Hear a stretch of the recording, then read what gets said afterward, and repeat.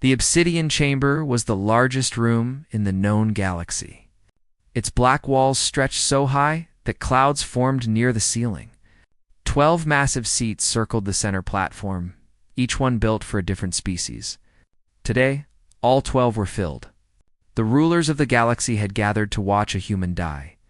Una stood alone in the center of the platform. She was 19 years old. Her hands were bound behind her back with energy chains that burned cold against her skin. Around her, floating cameras broadcast her image to 8,000 worlds. Trillions of eyes watched her from every corner of the galaxy. She was small. That was the first thing anyone noticed about her. Compared to the massive aliens that surrounded her, she looked like a child. Her dark hair fell across her face, and her medical uniform was torn and dirty. She had been wearing it when they took her 3 days ago. Counselor Thren rose from his seat. He was an insectoid creature, 8 feet tall, with 4 arms and eyes like black glass. His voice echoed through the chamber like the sound of breaking ice. The human female designated Una has been found guilty of violating the sacred doctrine, he announced. She touched a child of the Velthari species without permission. She performed unauthorized medical procedures on a member of the elder races. These crimes carry only one punishment. Una lifted her head. She looked directly at Thren, and something in her eyes made him pause. There was no fear there. Just a quiet kind of waiting. The sentence is death by neural dissolution, Thren continued. The execution will take place in 30 minutes, broadcast live across all inhabited worlds. Let this serve as a reminder to the human species. You are young. You are weak. You exist because we allow it. Remember your place. The chamber erupted in sounds of approval. Clicking, hissing, rumbling, each species had its own way of showing agreement. The noise washed over Una like a wave, but she did not move. She was thinking about the child she had saved 3 days ago. Her colony ship had stopped at a border station for supplies. A Velthari trading vessel had docked at the same time. There had been an accident, an explosion in the cargo bay. Una had been the closest medic. She had run toward the fire without thinking. The Velthari child had been trapped under fallen metal. Her leg was crushed, and she was bleeding badly. Without help, she would have died in minutes. Una had not hesitated. She had pulled the child free, stopped the bleeding, and stabilized her until the Velthari doctors arrived. For this, she would die. The sacred doctrine was clear. Humans were the youngest species in the galaxy. They had only reached the stars 200 years ago. The elder races had been traveling between worlds for thousands of years before humans learned to make fire.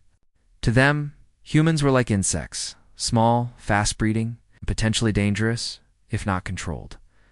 The doctrine said that humans could not touch, teach, or lead any member of the elder species. They could not own property outside their designated zones. They could not build warships larger than a certain size. They could not do anything that might suggest. They were equal to the species that had ruled the galaxy for millennia. Una had broken the most important rule. She had touched an elder child. She had saved an elder life. And in doing so, she had suggested something unthinkable, that humans might actually matter. The council could not allow that thought to spread. A door opened at the far end of the chamber, and the executioner entered. It was called the Silencer, a biomechanical creature built for one purpose. It had no face, no voice, no mercy. It moved toward the platform on legs of black metal, and the crowd fell silent. Una watched it approach. Her heart was beating fast now, but she forced herself to stay calm. She thought about her brother Taiho. She thought about her cousin Jinho. She thought about her home on Earth. The blue oceans and green forests she had only seen in pictures. She would never see any of it now. But somewhere, buried in the bone behind her left ear, a tiny device was monitoring her vital signs. It was standard issue for all humans who traveled outside Earth's protected space. A simple tracker, they called it. Nothing special. What the council did not know was that the tracker did more than just show her location. It measured her heart rate, her stress levels, her fear. And when those readings crossed a certain threshold, when a human was in true, life-threatening danger, It sent a signal. The signal traveled faster than light. It passed through relay stations, hidden in asteroids and moons. It bounced off satellites that officially did not exist. In less than 1 second, it reached a place that the galaxy had never seen, a dark station floating in empty space. No markings, no lights, no sign of life. Inside, a man sat alone in a command chair.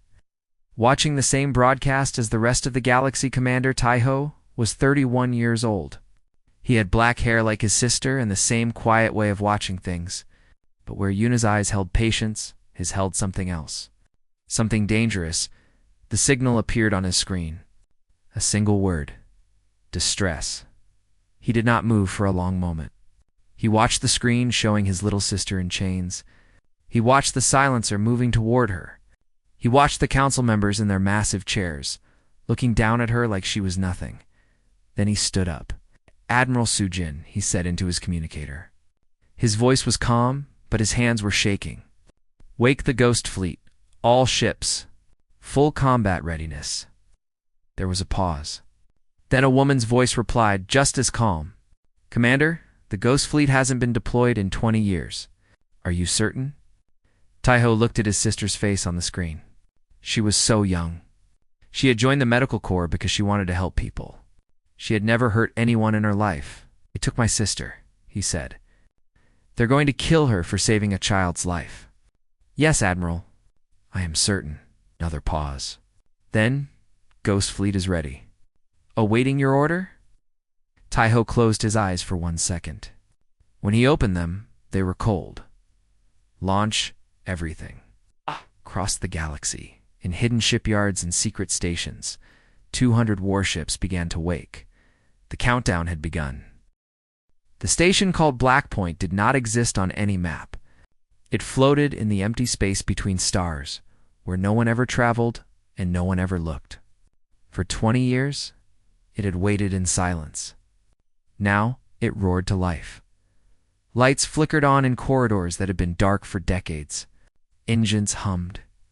Computers woke from their long sleep and began running calculations that would take other species months to complete. In the docking bays, row after row of black warships sat ready, their hulls smooth and featureless, built to be invisible.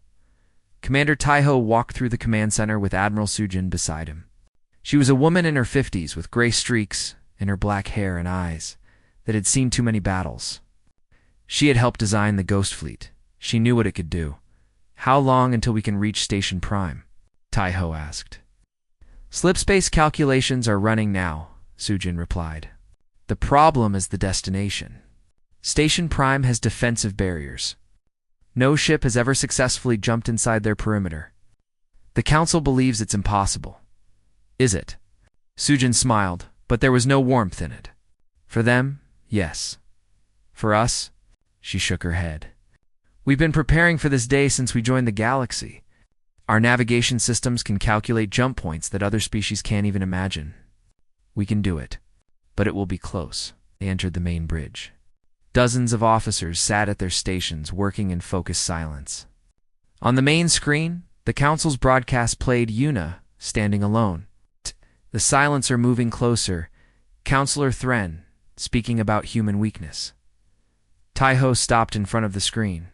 He watched his sister's face. She was scared now. He could see it in the way she held herself, the slight tremble in her shoulders. But she was not crying. She was not begging. She was Yuna. She would face death the same.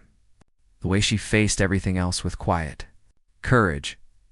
23 minutes until execution, an officer, announced Dochi Jin, stepped up beside Taiho. "Commander, I need to tell you something before we go. If we do this, there's no going back. The Council will see our fleet. They'll know we've been building warships in secret. They'll know we're stronger than they thought. I know. It could start a war. A real war. Not the small conflicts we've had before. The entire galaxy against Earth." Taiho turned to look at her. "Admiral, what would you do if it was your family?" Sujin was quiet for a moment. Then she nodded. "I would burn the galaxy down. Then you understand." She did. Every human in the room did. That was the thing the Council had never understood about humanity. They saw humans as individuals, each one separate and alone. They did not understand that humans were connected in ways that went beyond logic. Family was not just blood. It was a promise. It was a bond that could not be broken. When you hurt one human, you hurt them all. The navigation officer looked up from her console. Commander, jump calculations are complete. We can drop out of slip space inside Station Prime's defensive perimeter. Accuracy is 97%, and the other 3%. We materialize inside something solid and die instantly. Taiho did not hesitate. Acceptable. Begin jump sequence for all ships. Cross Blackpoint and a dozen other hidden stations. Pilots climbed into their cockpits. Soldiers checked their weapons. Medics prepared their equipment.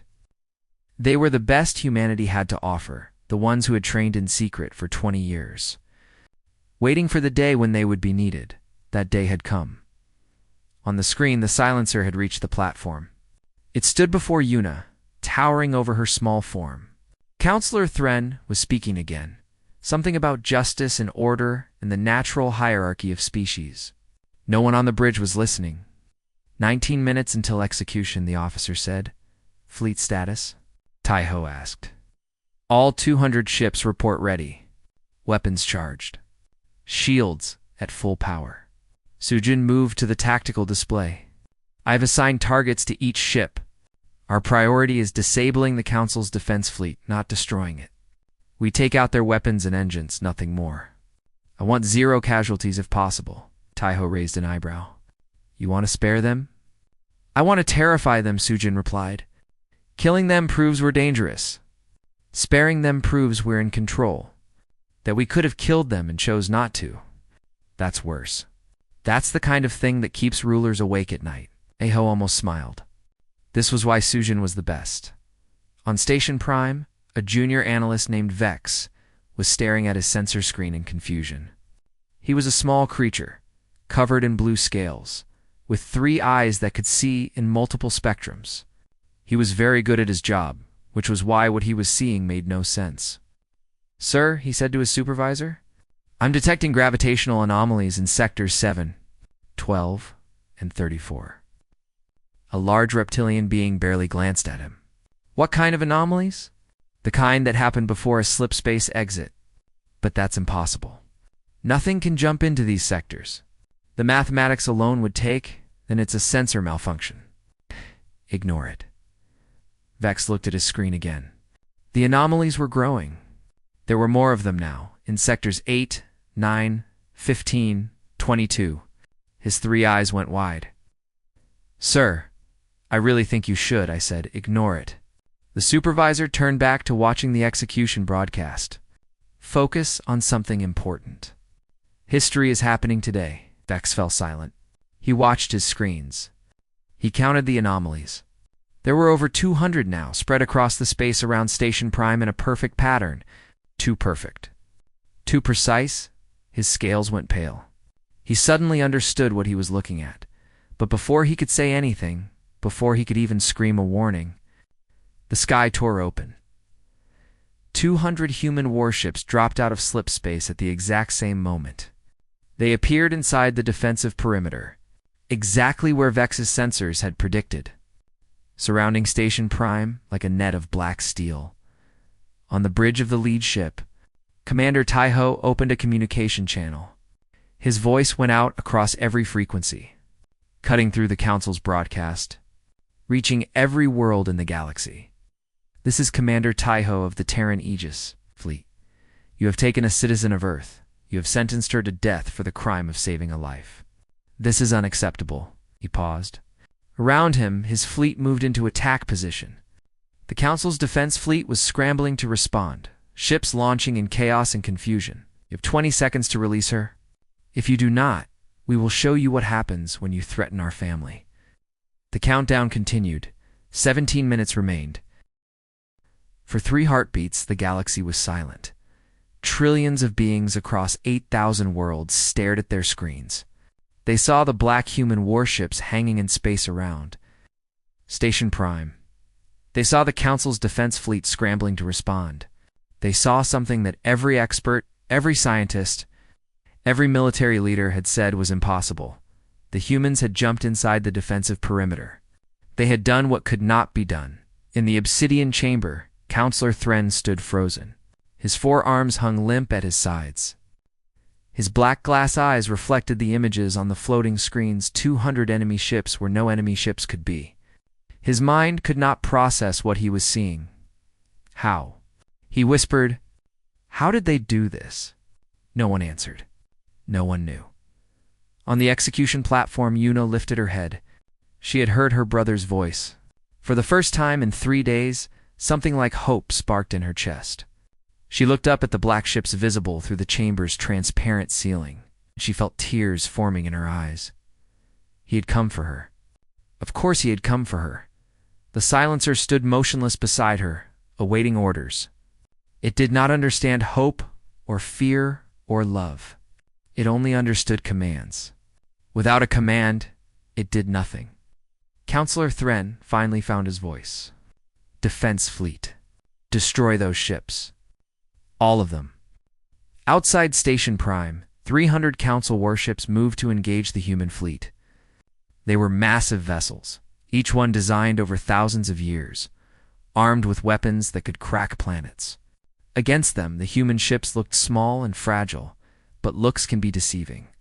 On the bridge of his flagship, Commander Tai-Ho watched the enemy fleet approach. His face showed no emotion. His voice was steady. "Admiral Sujin, you have tactical command. Protect my sister? Understood." Sujin's voice came through the speakers calm and cold. "All ships, engage. Remember your targets. Weapons and engines only. Make them helpless, not dead." The human fleet moved. What happened next would be studied by military academies across the galaxy for centuries. The Council's ships fought in formations, carefully planned patterns that had won battles for 10,000 years. They moved together, attacked together, defended together. It was efficient. It was logical. The humans did not fight that way. Each human ship moved on its own. They dodged and weaved through the enemy formation like water flowing through stones. They did not follow patterns. They followed instinct. Each pilot made decisions in fractions of a second, reacting to threats before they fully appeared. The Council's commanders could not understand it. How could a fleet function without coordination? How could ships fight without orders? They did not understand that humans had been fighting like this for their entire history. On ancient battlefields with swords and spears, in skies filled with propeller planes, in streets during countless wars, humans were born to fight as individuals working toward a common goal. It was written in their blood. The first Council ship lost its weapons array 40 seconds into the battle. A human vessel had slipped beneath its shields, fired 3 precise shots, and disappeared before anyone could target it. The Council ship spun helplessly, its guns silent. The second ship lost its engines 12 seconds later. Then the third. Then the fourth.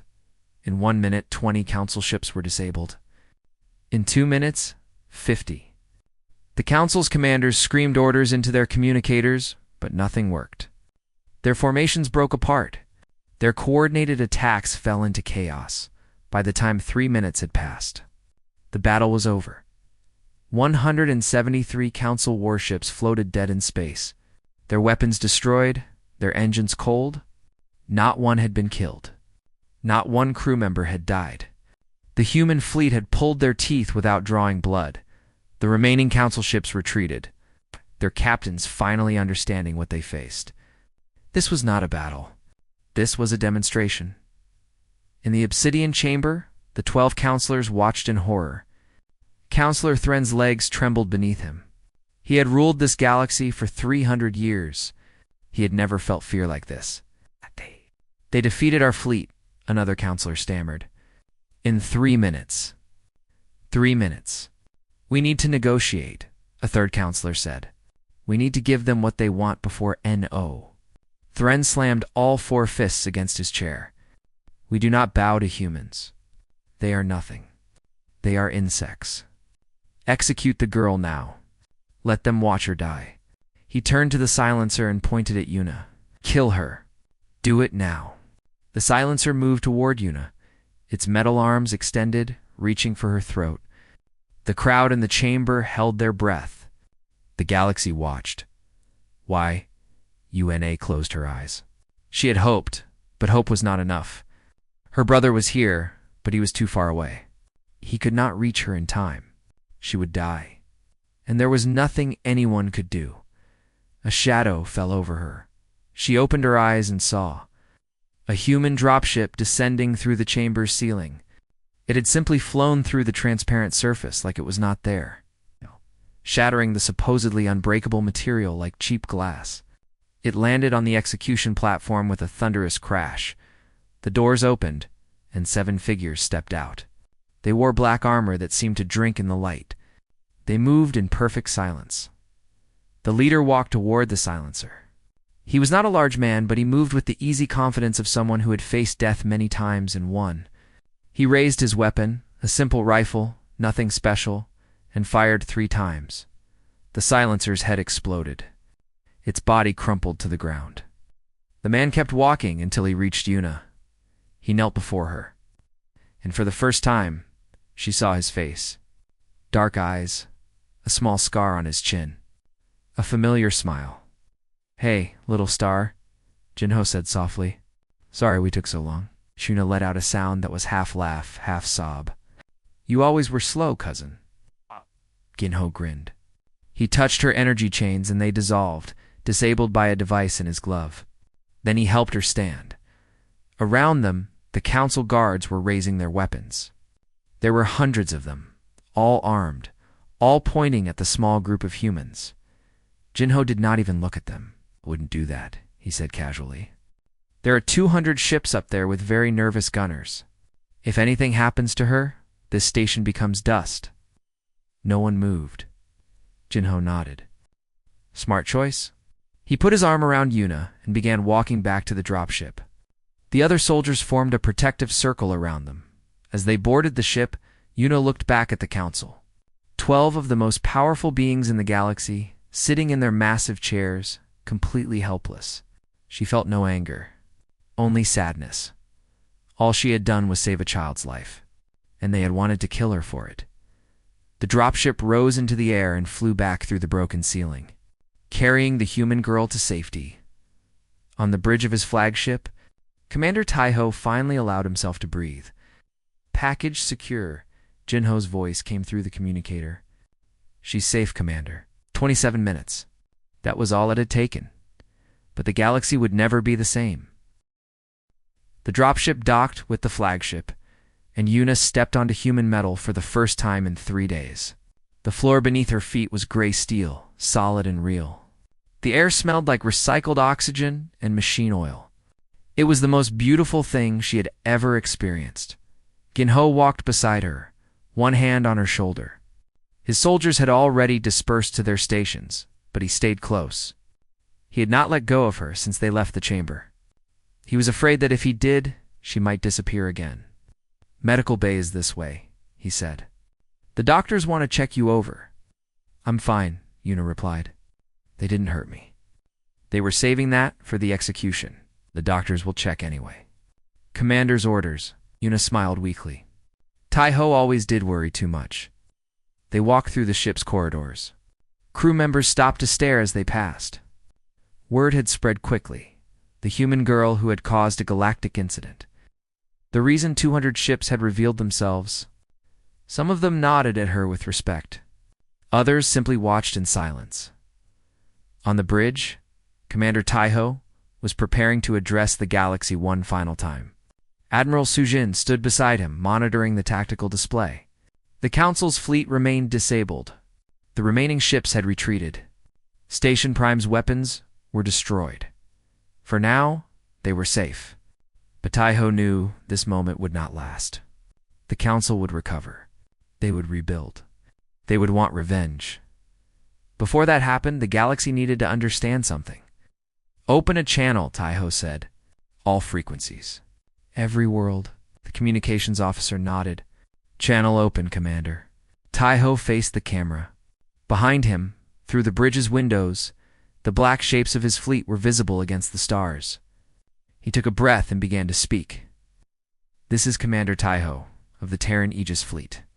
I am speaking to every being in this galaxy, every citizen, every leader, every child who is watching." His voice was calm, but there was steel beneath the surface. 30 minutes ago, the Galactic Council sentenced a human girl to death. Her crime was saving a life. A child was dying and she helped. For that act of kindness, she was condemned to die in front of the entire galaxy as a warning to her species. He paused. His dark eyes seemed to look through the camera, meeting the gaze of trillions of viewers. The Council believes that humanity is young. They are correct. We have only traveled among the stars for 200 years. Many of you have been here for thousands. Some of you walked between worlds while we were still learning to make fire. The Council believes that humanity is weak. In this, they are wrong. Taiho stepped forward. His expression hardened. We did not crawl out of our dying world, survive ice ages and plagues and nuclear fire, and claw our way to the stars just to kneel before those who fear what we might become. We did not build these ships and train these soldiers to conquer. We built them to protect. We've built them for moments like this. He gestured at the window behind him. You see our fleet? 200 warships that you did not know existed. We could have hidden them forever. We could have waited until we were ready to challenge you openly. Instead, we revealed them today. For one girl, one human life. Do you understand what that means? He let the question hang in the air. It means that every human life matters to us. Every single one. We are not like you. We do not see our people as resources to be managed or problems to be controlled. We see them as family. All of them. When you threaten one of us, you threaten all of us. His voice dropped lower, harder. The Council made a mistake today. They thought they could execute a human girl and face no consequences. They thought we would accept it. They thought we were too weak, too scared, too divided to respond. They were wrong. We came here in 27 minutes. We crossed the galaxy, bypassed your defenses, defeated your fleet, and took back our citizen. We did not kill anyone. We could have. Every one of those disabled ships could have been destroyed. Every council member in that chamber could be dead right now. Not because we are weak, because we wanted you to understand something. Taiho leaned toward the camera. We are not your enemies. We do not want war. We want to live in peace, to explore, to grow. But if you force us to fight, we will fight. And we will win. This is not a threat. This is a promise. He straightened. The Galactic Council has two choices. They can continue to treat humanity as a lesser species. They can continue to make laws that control us, punish us, deny us our dignity. If they choose this path, they will learn what humanity does to tyrants. Our history is filled with empires that tried to oppress us. None of them survived. They can accept a new reality. Humanity is here. We are growing. We will not be stopped. Learn to live with us as equals, and we will be the greatest allies the galaxy has ever seen. We will share our creativity, our determination, our stubborn refusal to give up. Together, we could build something amazing. The choice is yours. He paused one final time. But if you ever again threaten one of our children, our brothers, our sisters, if you ever again try to kill a human for the crime of being human, we will come. We will come faster than you can imagine, with more force than you can comprehend, and we will burn everything in our path to bring them home. Remember this day. Remember what we did for one girl? Now imagine what we would do for all of them. This is Commander Taiho of Earth. We are going home. He nodded to the communications officer. The channel closed. For a long moment, no one on the bridge spoke. Admiral Sujin watched the tactical display, but her eyes were unfocused. She was thinking about what would come next. That was quite a speech, she said finally. It was the truth, Taiho replied. Nothing more. The medical bay doors opened, and Yuna walked onto the bridge. She had refused to stay in bed. She wanted to see her brother. Taiho turned and saw her. For a moment, his hard expression cracked. He crossed the bridge in quick steps and wrapped his arms around her, holding her tight. Got you, he whispered. I've got you. Una buried her face in his shoulder. She was shaking. The fear she had held back for 3 days was finally breaking free. I knew you'd come, she said through her tears. I never doubted you. Behind them, the fleet began to move. One by one, the human ships turned toward home. The galaxy watched them go in silence. The galaxy changed in the hours after the human fleet disappeared into slipspace. On Station Prime, emergency crews worked to repair the damage. The obsidian chamber's ceiling had been replaced with temporary barriers. The Council's defense fleet was being towed to repair stations, ship by ship. It would take months to restore them all. Counselor Thren sat alone in his quarters. He had not spoken since the humans left. His forearms hung limp at his sides. His black glass eyes stared at nothing. For 300 years, he had ruled his section of the galaxy with absolute power. He had crushed rebellions, ended wars, shaped the destiny of entire species. The other counselors had feared him. His own people had worshipped him now. He was nothing. A junior aide knocked on his door. Counselor, the emergency session will begin soon. Your presence is required. Thren did not respond. He was remembering the human commander's words. We will burn everything in our path. He had thought it was a bluff. He had been wrong about so many things. The emergency session lasted 14 hours. When it was over, Counselor Thren had resigned. His replacement was younger, more moderate, someone who had argued against the execution from the beginning. The new counselor's first act was to announce that the sacred doctrine would be reviewed. It was not enough. It was never going to be enough. Across the galaxy, the reaction to the rescue spread like wildfire.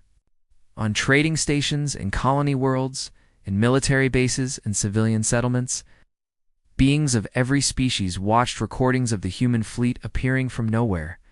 They watched the Council's ships being disabled in 3 minutes. They watched a human soldier walk through fire to save a girl. And they talked.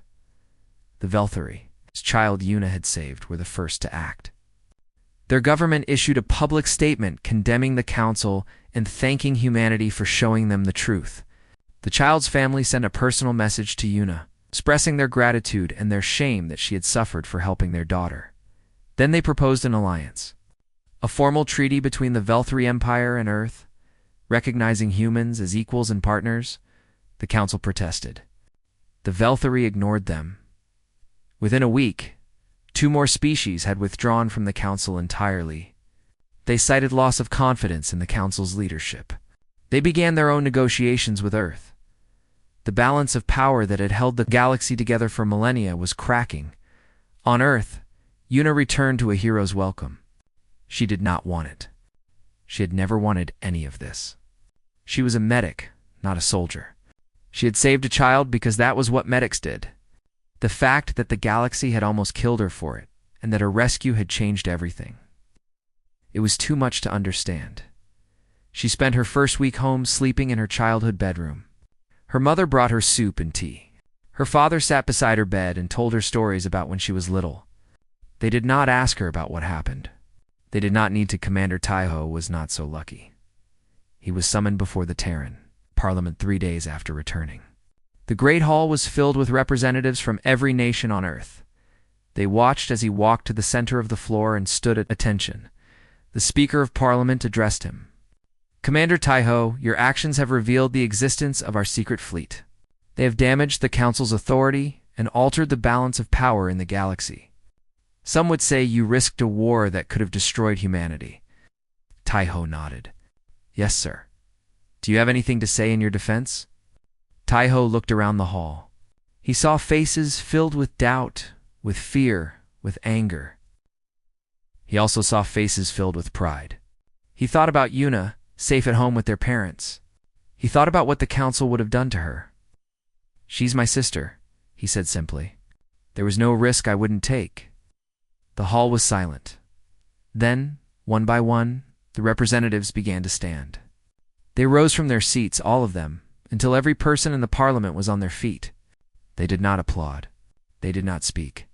They simply stood in recognition of something they all understood. Family. That was what humanity fought for. Not power, not territory, not glory. Family, the speaker cleared his throat. His eyes were wet.